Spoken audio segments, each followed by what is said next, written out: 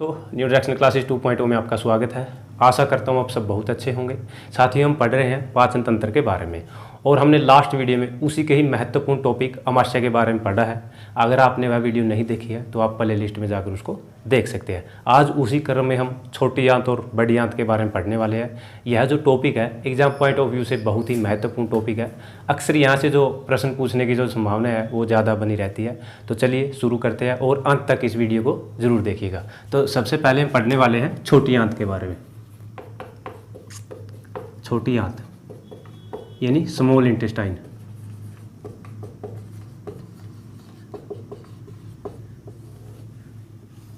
ठीक है, आपने बहुत बार इसके बारे में सुना भी होगा। तो यह कहाँ पाई जाती है?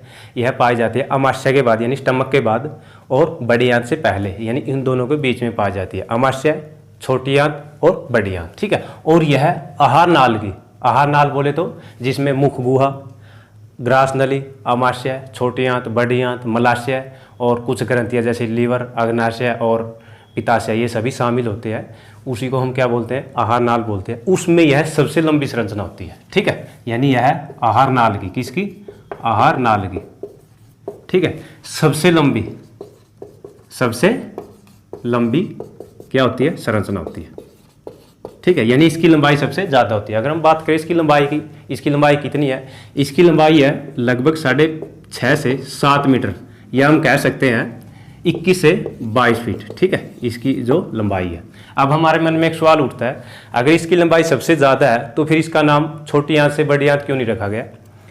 इसका नाम फिर भी छोटी आंत ही क्यों है? तो साथियों, इसकी लंबाई के हिसाब से इसका नाम नहीं रखा गया है। जैसे ये हमारी छोटी आंत है जिसकी लंबाई सबसे ज़्यादा है, और ये बड़ी आंत है जिसकी लंबाई इसकी तुलना में कम है, लेकिन इनका जो व्यास है, डायमीटर है, वो किसका ज़्यादा है? बड़ी आंत का जो डायमीटर है वो ज़्यादा है, जबकि छोटी आंत का डायमीटर कम है। और इसीलिए इसको क्या बोला जाता है? छोटी आंत।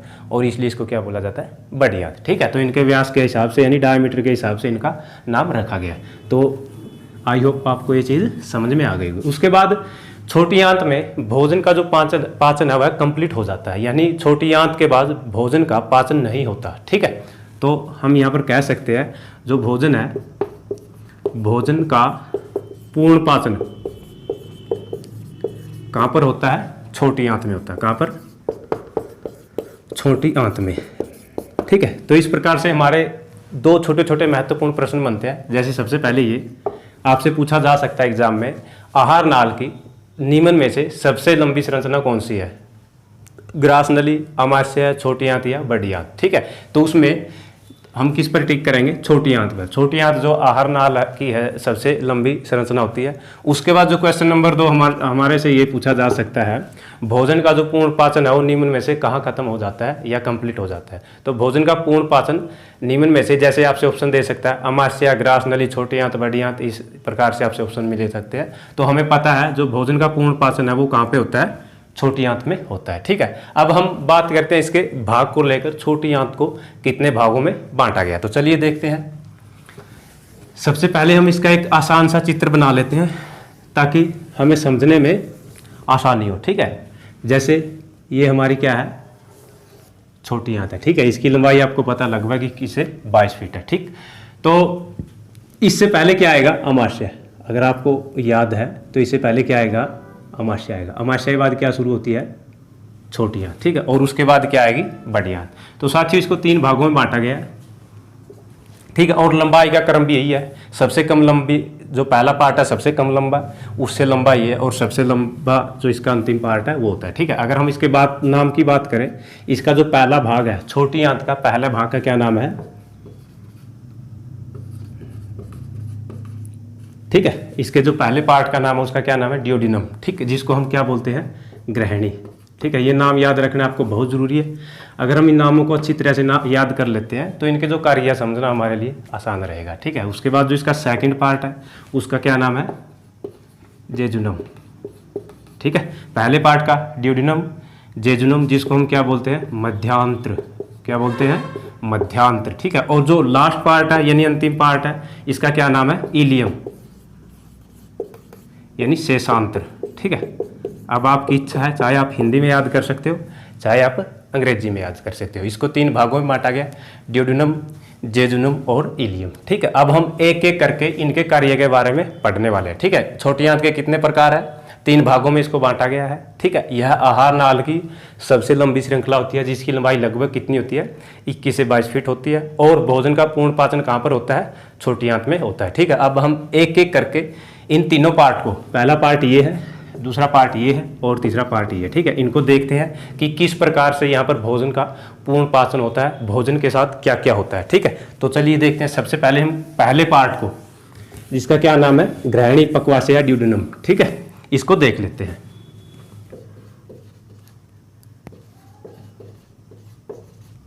ड्यूडेनम में होने वाली क्रियाएं, ठीक है, यहाँ पर क्या क्या होता है, किस प्रकार से भोजन का पाचन होता है। ठीक है, साथियों हमने पहले पढ़ा था भोजन आमाशय में आता है। ठीक है, आमाशय बाद कहाँ पर आता है, छोटी आंत में आता है। और जब भोजन छोटी आंत में आता है उसको हम क्या कहते हैं, कायम। ठीक है, मान के चलते हैं ये हमारी क्या है, यहाँ से ले लेते हैं। ठीक है, ये हमारा क्या हो गया, आमाशय, एग्जाम्पल ले लिया। ठीक, भोजन यहाँ से आता है और छोटी आंत में प्रवेश करता है। ठीक है, और यहाँ तक मान लिया हमने कौन सा पार्ट है, ये छोटी आंत का पहला भाग। ठीक है, ड्यूडेनम। ठीक, जब भोजन यहाँ पे आता है तो इसको हम क्या कहते हैं, कायम। क्या कहते हैं, कायम। ठीक, अब भोजन है जो छोटी आंत के पहले भाग में पहुंच गया है तो इसने इसको पचाना है, यानी इसका पाचन करना है। तो ये क्या करेगा साथियों, इसको पचाने के लिए इसके पास कोई भी एंजाइम नहीं है, तो फिर ये भोजन को कैसे पचाएगा। तो यह भोजन को पचाने के लिए इसके पास क्या है, 2 हार्मोन है। क्या है इसके पास, 2 हार्मोन्स। ठीक है, क्या आप उसका नाम जानना चाहते हैं, कौन कौन से हार्मोन इसके पास है जो भोजन को पचाने में मदद करते हैं। जी हाँ बिल्कुल, पहला जो हार्मोन है उसका क्या नाम है, कोलेसिस्टोकाइनिन।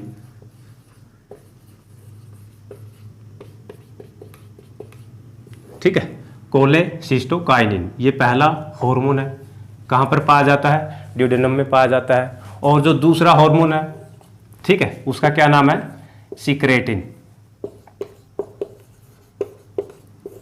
ठीक है, इसके पास क्या है, 2 हथियार है जो क्या करेंगे, कायम को पचाने का काम करेंगे। ठीक है, अब ये दोनों हथियार क्या करेंगे, यानी ये किस प्रकार से भोजन को पचाएंगे, यानी जो कायम इसमें आया है वह किस प्रकार से इसका पाचन करेंगे उसके बारे में देख लेते हैं। सबसे पहला होता है कोलेसिस्टोकाइनिन। यह जो ड्यूडेनम है यह क्या करेगी, कोलेसिस्टोकाइनिन को कहेगी कि भाई जा तू और किसके पास जा, पित्ताशय के पास जा। किसके पास, पित्ताशय के पास। यानी कहने का मतलब क्या है, कोलेसिस्टोकाइनिन पित्ताशय के पास जाता है। अब ये पित्ताशय क्या है भाई, इसको हम कहते हैं गॉल ब्लैडर।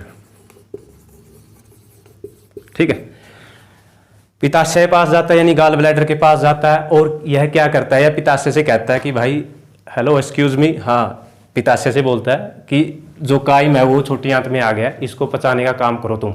ठीक है, तो ये कहता है जी सर, जैसी आपकी इच्छा। तो पित्ताशय फिर क्या करता है, पित्ताशय अपने में से पीत रस को निकालता है। किसको, पीत रस को। ठीक है, और यह पीत रस क्या करता है, यह पाचन का काम करता है। अब आप पूछोगे सर ये पित्ताशय क्या है, पीत रस क्या है। सबसे पहले तो ये पित्ताशय समझ में नहीं आ रहा, तो इसको हम देखने का प्रयास करते हैं पित्ताशय होता क्या है। देखो ये छोटी आंत है, छोटी आंत के सामने क्या पाया जाता है, यहाँ पे, इसको मैं यहाँ पे साफ कर देता हूँ इस प्रकार से। ठीक है, एक संरचना पाई जाती है जिसको हम क्या बोलते हैं, लीवर। ठीक है, लीवर।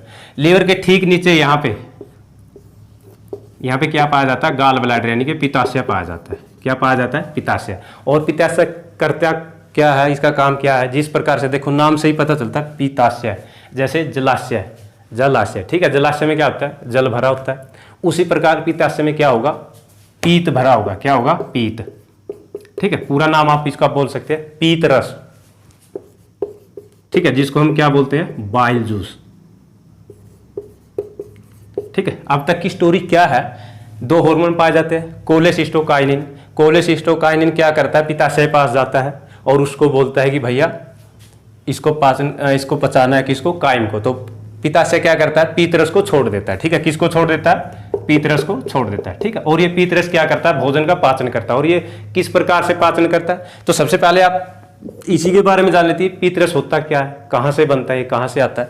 तो जो पीत रस होता है वह पित्ताशय में इकट्ठा होता है, ठीक है, यहाँ पर जमा होता है, यहाँ पर पाया जाता है। लेकिन इसका जो निर्माण है कहाँ पर होता है या किसके द्वारा किया जाता है? लीवर के द्वारा क्या किया जाता है? इसका निर्माण है, ठीक है। तो मैं यहाँ पे लिख देता हूँ, जो इसका जो निर्माण है, क्या निर्माण, ठीक है, किसके द्वारा किया जाता है इसका निर्माण? किसका? पीतरस का, लीवर के द्वारा। किसके द्वारा? लीवर के द्वारा, ठीक है। पीतरस का निर्माण किया जाता है लीवर के द्वारा, लेकिन लीवर इसका निर्माण करके इसको इकट्ठा कहां पर करता है? इसको इकट्ठा करता है पित्ताशय में। कहां पर? पित्ताशय में, ठीक है। और पित्ताशय इसको जब छोड़ता है, जब कौन इसको आकर कहेगा? कोलेसिस्टोकाइनिन, ठीक है। और कोलेसिस्टोकाइनिन कहां पाया जाता है? छोटी आंत के पहले भाग यानी कि ड्यूडेनम में पाया जाता है, ठीक। तो ये थी इसकी स्टोरी। कोलेसिस्टोकाइनिन क्या करता है? पित्ताशय को पीतरस निकालने के लिए उत्तेजित करता है, ठीक है, ताकि यह भोजन को क्या कर सके? पचा सके और उसको अक्षारिया बना सके। अब यह अक्षारिया कैसे बनाएगा? साथियों, पीतरस का जो पीएच मान होता है वह कितना होता है? लगभग 7 से 7.8 तक होता है, ठीक है। इसका जो पीएच वैल्यू होती है, ठीक, 7 से 7.8, यानी कि इसका जो प्रकृति वो कैसी होती है? अक्षारिया होती है। कैसी होती है? अक्षारिया। और जब यह भोजन में मिलता है, यहाँ से पित्ताशय इसको कहाँ छोड़ देता है? कायम के पास भेज देता है, चल भाई यहाँ पे, ठीक है। और यह क्या करता है? भोजन को पचाता है और भोजन को अक्षारिया बना देता है, ठीक है। इससे पहले भोजन की प्रकृति क्या थी? अम्लीय थी। क्यों थी? क्योंकि उसमें क्या मिला हुआ था? HCl मिला हुआ था, जो अमाशय का पहला पार्ट है उसमें से, ठीक है। तो अब भोजन के किस प्रकार से बन गया इसका?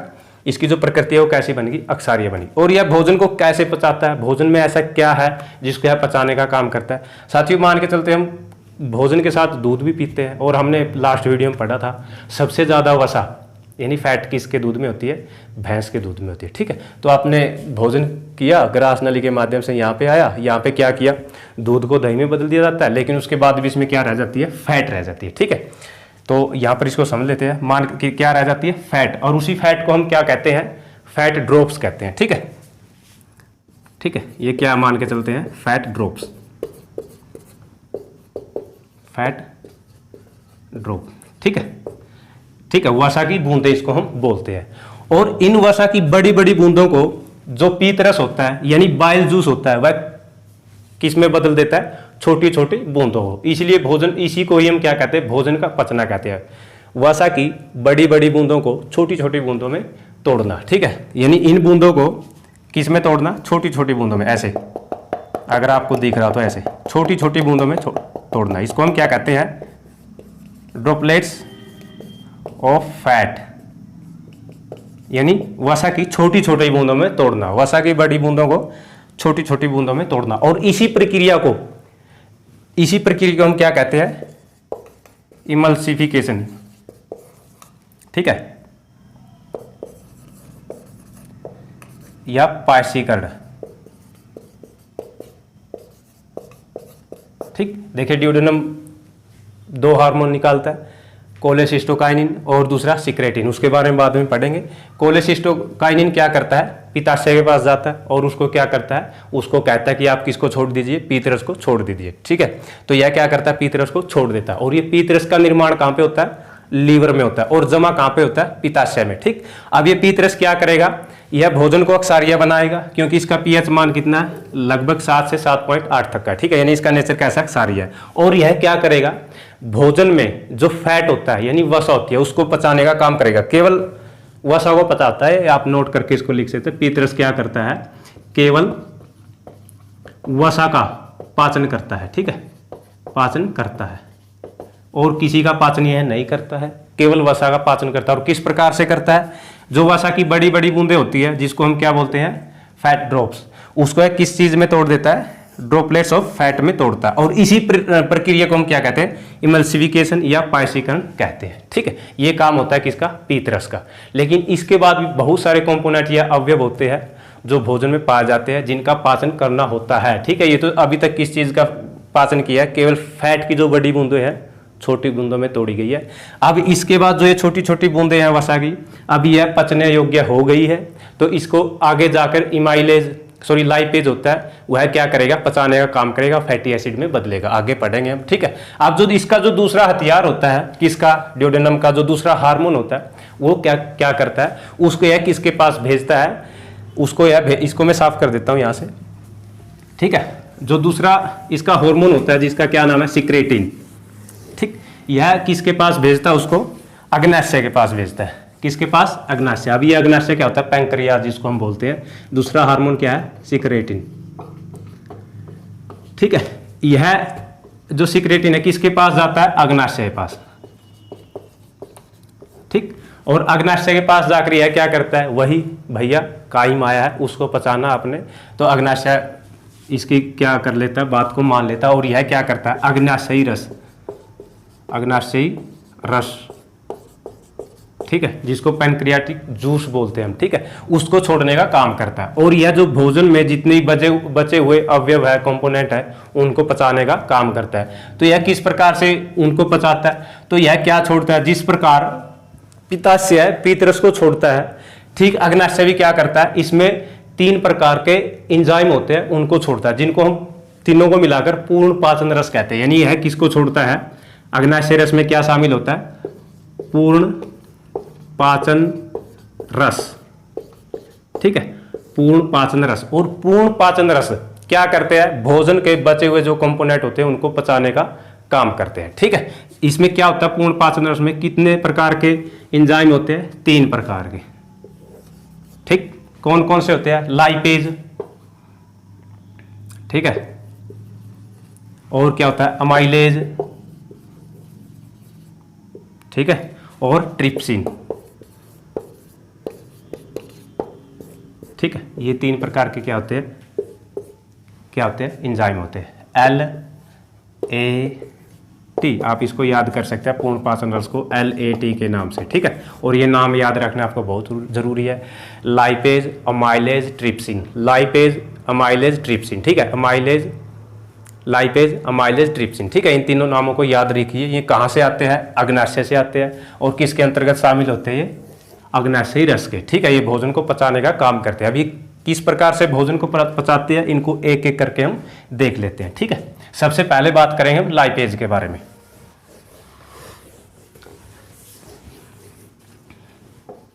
लाइपेज, ठीक है, यह क्या करता है? लाइपेज होता है, यह वसा को पचाने का काम करता है। ठीक है, हमने लास्ट में देखा था जो पीतरस है वह क्या करता है? वसा की बूंदों को छोटी छोटी बूंदों में बदल देता है। वो छोटी छोटी बूंदें पचने के लिए तैयार है। ठीक है, तो यह क्या करता है? वसा को, ठीक है, किस में बदलता है? वसा को फैटी एसिड में, वसीय अम्ल में, फैटी एसिड में बदलता है, या उसको पचाने का काम करता है। ठीक है, वसा को किस में बदलता है? फैटी एसिड में। कौन बदलता है? लाइपेज। उसके बाद हम बात करते हैं किसकी? अमाइलेज की। ठीक है, यह किसको पचाता है या किसको पचाने का काम करता है? यह स्टार्च, स्टार्च यानी मंड, ठीक है, स्टार्च को पचाकर किस में बदल देता है? शर्करा में, शर्करा में बदलता है। ठीक है, अगर हम बात करें किसकी? ट्रिप्सिन की। ठीक है, यह क्या करता है? यह प्रोटीन को पचाने का काम करता है। लास्ट वीडियो में हमने देखा था प्रोटीन को कौन पचाता है? एक रेनिन था और एक क्या था? पेप्सिन। ठीक है, पेप्सिन प्रोटीन को पचाने का काम करता है, प्रोटीन को पेप्टोन में बदल देता है। और यह पेप्टोन को, यानी प्रोटीन का जो कौन सा भाग बन गया? अब ये प्रोटीन किस रूप में आया? पेप्टोन। पेप्टोन को किस में बदलता है? पेप्टाइड में, पेप्टाइड में बदलने का काम करता है। ठीक है, ये होते हैं हमारे पूर्ण पाचन रस। तो कुल मिलाकर अब तक की जो स्टोरी थी वो क्या थी? ड्यूडेनम, इसमें 2 प्रकार के क्या होते हैं? हार्मोन होते हैं, कोई भी एंजाइम नहीं पाया जाता। पहला हार्मोन कोलेसिस्टोकाइनिन, वह क्या करता है? पित्ताशय को पीतरस निकालने के लिए उत्तेजित करता है। ठीक है, और पीतरस क्या करता है? जो काइम होता है उसमें जो वसा होती है उसको पचाने का काम करता है। ठीक है, उसके बाद और पीतरस का निर्माण कहाँ पे होता है? पीतरस का निर्माण लीवर में होता है। और इसका पीएच मान कितना होता है? इसका पीएच मान 7 से 7.8 तक का होता है। ठीक है, और यह भोजन को क्या करता है? अक्षारीय बनाता है। उसके बाद वसा को पचाने के बाद भोजन में और बहुत सारी चीजें हैं, बहुत सारे पोषक तत्व, उनको भी पचाना होता है। उनको पचाने का कार्य कौन करता है? अग्नाशयी रस। और अग्नाशयी रस कैसे निकलता है? जो इसका जो ड्यूडेनम का दूसरा हार्मोन है जिसका नाम सिक्रेटिन है। ठीक है, सिक्रेटिन क्या करता है? अग्नाशय से अग्नाशयी रस को निकालने के लिए उत्तेजित करता है। और उसमें क्या पाया जाता है?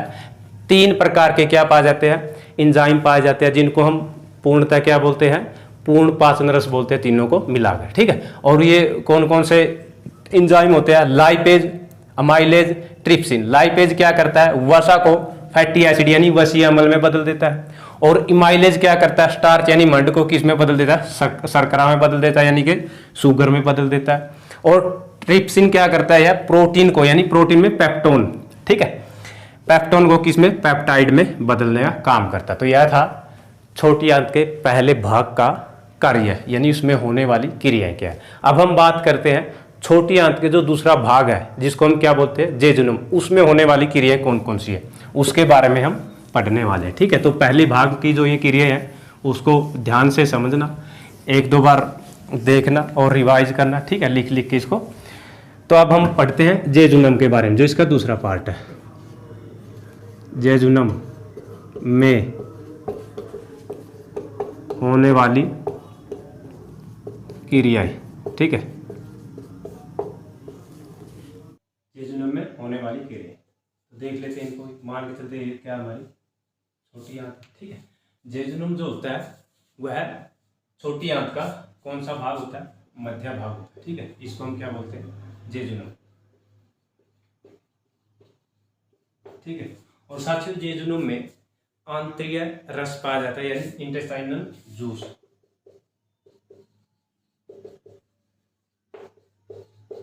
ठीक है, यानी आंतरिक रस पाया जाता है, ठीक है। और यह आंतरिक रस क्या करता है, पूर्ण रूप से भोजन का पाचन करता है, पाचन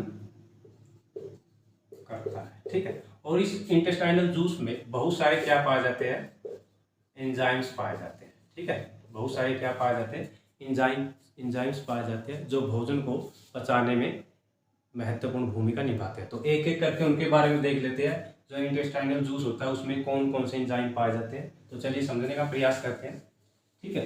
तो इसमें कौन कौन से एंजाइम पाए जाते हैं इंटेस्टाइनल जूस में, ठीक है। सबसे पहले क्या पाया जाता है, इरिप्सिन, ठीक है। और उसके बाद क्या पाया जाता है इसमें, इंटेस्टाइनल लाइपेज, ठीक है। और क्या पाया जाएगा इसमें नंबर 3 पे, ग्लाइकोसाइडेज, ठीक है, ये एंजाइम, ठीक। तो जो इरिप्सिन होता है वह क्या करता है, वह अंतिम रूप से प्रोटीन का पाचन करता है। जैसे यह पेप्टाइड को, ठीक है, पेप्टाइड को किसमें बदलता है, एमिनो एसिड में, एमिनो एसिड, ठीक है, एमिनो एसिड में बदलता है, ठीक है। हमने देखा था सबसे पहले प्रोटीन का जो पाचन कौन करता है आमाशय में, वह करता है कौन, पेप्सिन। पेप्सिन उसको पेप्टोन में बदल देता है, पेप्टोन से पेप्टाइड में कौन बदलता है, उसको ट्रिप्सिन बदलता है। और इरिप्सिन क्या करता है, पेप्टाइड से अमीनो एसिड में बदलता है। यह प्रोटीन की सबसे छोटी इकाई होती है, यानी कि इसके बाद भोजन का पाचन नहीं होता है, यह रक्त में क्या हो जाता है, मिल जाता है। और इंटेस्टाइनल लाइपेज क्या करता है, हमने पीछे देखा था जो 3 पूर्ण पाचन रस होता है जो किस में से निकलते हैं, अग्नाशयी रस में से निकलते हैं, उसमें लाइपेज, ठीक है, लाइपेज क्या करता है, फैट को फैटी एसिड में बदलता है, ठीक है। यह भी क्या करता है, फैट को किसमें, फैटी एसिड में, फैटी एसिड, ठीक है, और ग्लिसरॉल में, रोल में बदलने का काम करता है, ठीक है। तो इंटेस्टाइनल लाइपेज क्या करता है, फैट को फैटी एसिड में बदलता है, और इरिप्सिन क्या करता है, पेप्टाइड को अमीनो एसिड में बदलने का काम करता है। अगर हम बात करें ग्लाइकोसाइडेज की, तो यह क्या करता है, इसमें बहुत सारे एंजाइम होते हैं, ठीक है, ऐसे एंजाइम्स, ठीक है, जो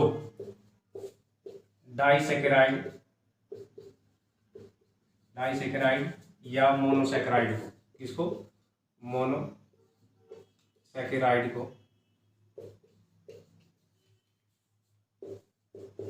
ग्लूकोज में बदलने का काम बदलते हैं। उन्हें हम क्या कहते हैं, उन्हें क्या कहा जाता है, ग्लाइकोसाइडेज एंजाइम बोला जाता है, ठीक है। यानी ग्लाइकोसाइडेज एंजाइम यह क्या होता है, एंजाइमों का समूह होता है, यानी इसमें बहुत सारे एंजाइम पाए जाते हैं जो क्या करते हैं डाइसैकेराइड या मोनोसैकेराइड को किस में बदलते हैं, ग्लूकोज में बदलने का काम करते हैं। कैसे बदलते हैं, जैसे इसमें जो एंजाइम होते हैं उसमें जैसे सबसे पहले लैक्टेज, ठीक है। लैक्टेज क्या करता है, लैक्टेज है जो लैक्टोज को, किसको, लैक्टोज, लैक्टोज क्या है, शर्करा है, ठीक है, डाई या मोनोसैकेराइड है, ठीक है। लैक्टोज को किस में बदलता है, ग्लूकोज में, ठीक है। उसके बाद फ्रक्टेज, ठीक है, यह क्या करता है, फ्रक्टोज को किसमें बदलने का काम करता है, ग्लूकोज में बदल देता है। उसके बाद क्या आता है, लैक्टेज, फ्रैक्टेज और माल्टेज, ठीक है। माल्टेज क्या करता है, माल्टोज को किसमें, ग्लूकोज में बदलने का काम करता है, ठीक है। तो ये क्या होते थे, ये क्या हमारे जैजुनम में जो होने वाली क्रिया है उसमें क्या होता है, आंतरीय रस पाया जाता है, यानी इंटेस्टाइनल जूस पाया जाता है, जिसमें बहुत सारे एंजाइम्स पाए जाते हैं। इरिप्सिन है जो क्या करता है, प्रोटीन का पूर्ण पाचन करता है, अमीनो एसिड में बदलता है किसको, पेप्टाइड को। और इंटेस्टाइनल लाइपेज जो फैट को फैटी एसिड में बदलता है और ग्लिसरॉल में बदलता है। और उसके बाद क्या पाया जाता है, हमारा ग्लाइकोसाइडेज एंजाइम पाए जाते हैं जो मोनो या डाइसैकेराइड को किसमें बदलने का काम करते हैं, किसमें, ग्लूकोज में बदलने का काम करते हैं। तो ये थी हमारी जैजुनम में होने वाली क्रिया।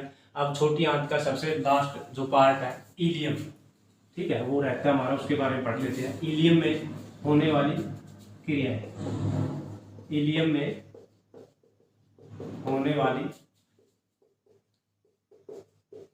क्रिया, ठीक है, इसमें क्या क्या होता है उसके बारे में पढ़ लेते हैं। इलियम में होने वाली क्रिया, साथियों इलियम में एक विशेष प्रकार की संरचना पाई जाती है जिसको हम क्या कहते हैं, माइक्रोबिलाई कहते हैं। जैसे मान के चलते हैं कि हमारी क्या है, छोटी आंत है, ठीक है, इस प्रकार से इसकी दीवारें हैं, तो ये इस प्रकार से उंगली जैसी संरचनाएं पाई जाती है,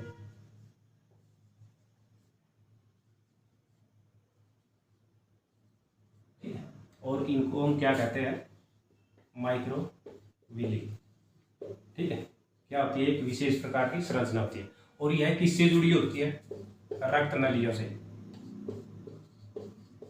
नलिकाओं से, नलिकाओं से क्या होती है, ये जुड़ी हुई होती है, ठीक है। और ये माइक्रोविलाई क्या करती है, यह अवशोषण का काम करती है, चूसने का काम करती है,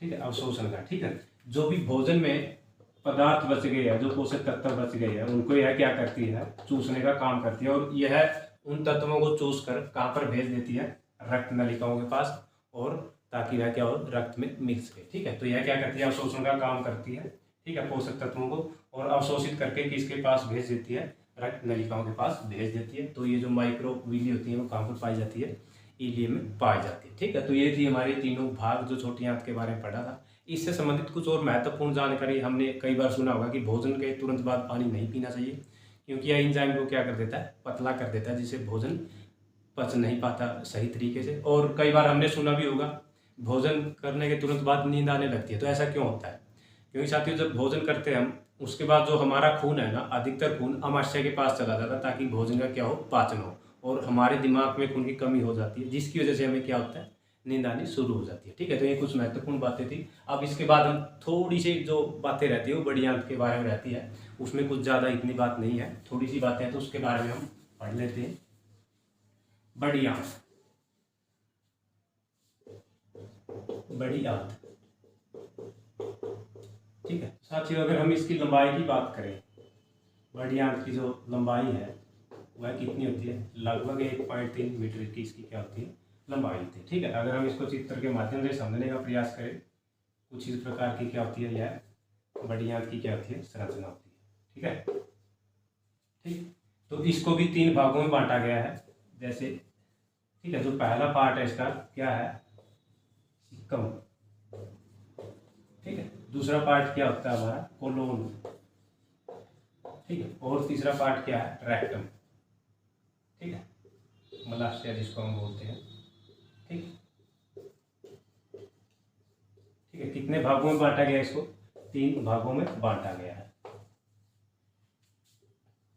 और बड़ी आंत में पाचन का कार्य नहीं होता है, यहाँ सिर्फ अवशोषण का कार्य होता है। अवशोषण का मतलब जो बचा हुआ भोजन का जो पदार्थ है उसमें से चूसना, ठीक है, जल को चूसना या अन्य जो पदार्थ रहते हैं उनको चूसने का काम होता है, उनका अवशोषण का कार्य होता है, ठीक है। और जो सीकम होता है उसके ठीक नीचे यहाँ पे, ठीक है, एक छोटी सी संरचना पाई जाती है जिसको हम क्या बोलते हैं, वर्मीफोरम अपेंडिक्स,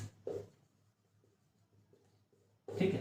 और यह अपेंडिक्स क्या होती है, जानवरों में बहुत ही महत्वपूर्ण अंग होता है, लेकिन इंसानों में इसकी ज़्यादा जरूरत नहीं है, ज़्यादा जरूरत ही नहीं है। यह एक अवशेषी अंग है। क्या है? अवशेषी, ठीक है। अवशेषी अंग मतलब इसकी कोई जरूरत नहीं है, ठीक। इसमें कभी कभी क्या होता है, भोजन फंस जाता है। और यह अंग किसके लिए था, जब इंसान पहले घास फूस खाते थे, ठीक है, तो तब यह बहुत ही महत्वपूर्ण अंग था। लेकिन अब हम घास फूस नहीं खाते हैं, हम भोजन करते हैं, ठीक है, तो अब इसकी ज़्यादा जरूरत नहीं है। और यह किसके लिए होता था, सेलुलोज का पाचन करने के लिए, ठीक। किसका पाचन करने के लिए, सेलुलोज का। सेलुलोज मतलब आप सिंपल तरीके से समझ सकते हैं, घास फूस का यह पाचन करती है। जो घास फूस खाने वाले जानवर हैं उसमें यह महत्वपूर्ण अंग है, हमें इसकी अब जरूरत नहीं है। कभी कभी इसमें क्या होता है, भोजन फंस जाता है और इसमें भोजन सड़ने लगता है, जिसकी वजह से हमारा यहाँ पर बहुत ही दर्द महसूस होने लगता है। और डॉक्टर क्या करता है, इसका ऑपरेशन से इसको काट कर बाहर फेंक देता है, ठीक है, जिसको हम कहते हैं अपेंडिक्स का ऑपरेशन हुआ, ठीक है। तो अपेंडिक्स होता है कहाँ पाया जाता है, सिक्कम के नीचे, यानी सिक्कम के पास ही है, पाया जाता है, ठीक। और यहाँ पर क्या होता है, भोजन का अवशोषण होता है, ठीक है। और भोजन कहाँ पर इकट्ठा होता है, रेक्टम में, यानी कि मलाशय में, अवशिष्ट पदार्थ के रूप में मलाशय में इकट्ठा होता है। और क्या कर दिया जाता है, गुद्दे के द्वारा यह बाहर किया जाता है, जिसको हम मलत्याग बोलते हैं, ठीक है। तो ये थी हमारी बड़ी आंत, ठीक है। इसी प्रकार से हमारी जो पाचन की क्रिया होती है, जो पाचन तंत्र है, टॉपिक खत्म हुआ, ठीक है। पाचन का मतलब क्या है, अपघटन करना, डिकम्पोज करना, यानी भोजन को तोड़ना, ठीक है। और पाचन की 5 अवस्थाएं पाई जाती है। पहला है अंतःग्रहण, इंजेक्शन, जिसको हम बोलते हैं, यानी भोजन को अंदर लेना, हमारे मुंह में रखना। दूसरा है पाचन, यानी भोजन को छोटे छोटे टुकड़ों में तोड़ना। और तीसरा है अवशोषण, भोजन से पोषक तत्वों का अवशोषण करना। और चौथा है स्वांगीकरण, यानी भोजन से ऊर्जा प्राप्त करना। और पांचवा है मल त्याग, यानी अवशिष्ट पदार्थ को बाहर निकालना, ठीक है। तो ये था हमारा पाचन तंत्र। आशा करता हूँ आपको समझ में आया होगा। पढ़ते रहिए, आगे फिर मिलेंगे नए टॉपिक के साथ। तब तक के लिए जय हिंद।